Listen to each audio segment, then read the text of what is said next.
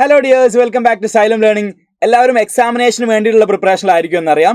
So വരുന്ന public എക്സാമിനായിക്കോട്ടെ, model എക്സാമിനായിക്കോട്ടെ, എക്സാമിനേഷന് ചോദിക്കാവുന്ന കുറച്ച് match the following questions ആണ് ഡിസ്കസ് ചെയ്യാൻ വേണ്ടി പോകുന്നത്. 3 മാർക്കിനും 4 മാർക്കിനും 5 മാർക്കിനും സിമ്പിൾ ആയിട്ട് നമുക്ക് സ്കോർ ചെയ്യാൻ പറ്റുന്ന ഒരു പാറ്റേൺ ആണ് മാച്ച് ദ ഫോളോയിങ് എന്ന് പറയുന്നത്. സോ നമുക്ക് ചോദ്യത്തിലേക്ക് അടുക്കാം. ഫസ്റ്റ് ക്വസ്റ്റ്യൻ എന്ന് പറയുന്നത് 1ാമത്തെ ചാപ്റ്ററിൽ നിന്നാണ്. ക്ലിയർ ആണല്ലോ?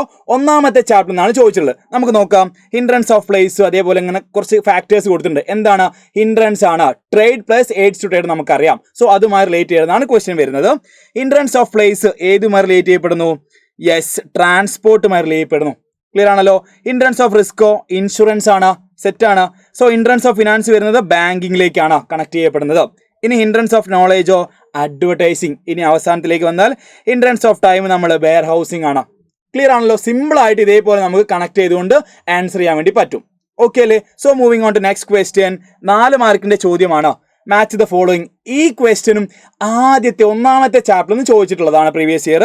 So analytical industry, synthetical industry എന്നൊക്കെ പറഞ്ഞിട്ട് കുറച്ചധികം ഇൻഡസ്ട്രീസ് കൊടുത്തിട്ടുണ്ട്, വ്യവസായങ്ങളെ പറ്റി കൊടുത്തിട്ടുണ്ട്. സോ ഇപ്പോഴത്തേതാണ് കുറച്ച് എക്സാമ്പിളാണ് കൊടുത്തിട്ടുള്ളത്. ക്ലിയർ ആണല്ലോ? സോ ഇൻഡസ്ട്രിയുമായി ബന്ധപ്പെട്ട ക്വസ്റ്റ്യൻ ആണ്. സിമ്പിൾ ആയിട്ട് മാച്ച് ദ ഫോളോയിങ് ചെയ്താൽ മതി. അനാലിറ്റിക്കൽ ഇൻഡസ്ട്രി ഏതുമായി റിലേറ്റ് ചെയ്യപ്പെടുന്നു? ഓയിൽ റിഫൈനറിയുമായി റിലേറ്റ് ചെയ്യപ്പെടുന്നു. ഇനി സിന്തറ്റിക്കൽ ഇൻഡസ്ട്രിയോ സിമെന്റ് ആണ്. ക്ലിയർ ആണല്ലോ?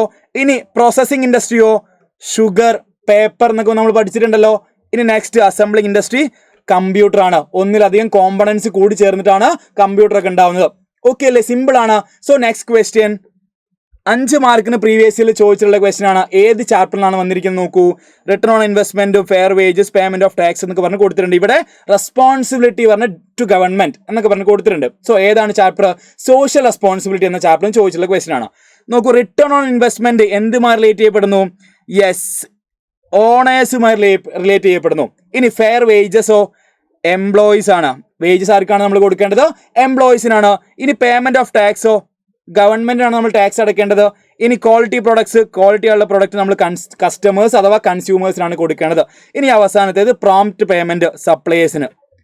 ക്ലിയർ ആണല്ലോ? ഇനി നെക്സ്റ്റ് ക്വസ്റ്റ്യൻ 5 മാർക്കിന് പ്രീവിയസ് ഇയറിൽ ചോദിച്ചിട്ടുള്ള ക്വസ്റ്റ്യൻ ആണ്. സോഷ്യൽ റെസ്പോൺസിബിലിറ്റി എന്ന ചാപ്റ്ററിൽ നിന്ന് തന്നെ ചോദിച്ചിട്ടുള്ള ക്വസ്റ്റ്യൻ ആണ്. സോ ശ്രദ്ധിക്കട്ടോ. സോഷ്യൽ റെസ്പോൺസിബിലിറ്റി എന്താണ് പറയുന്നത്?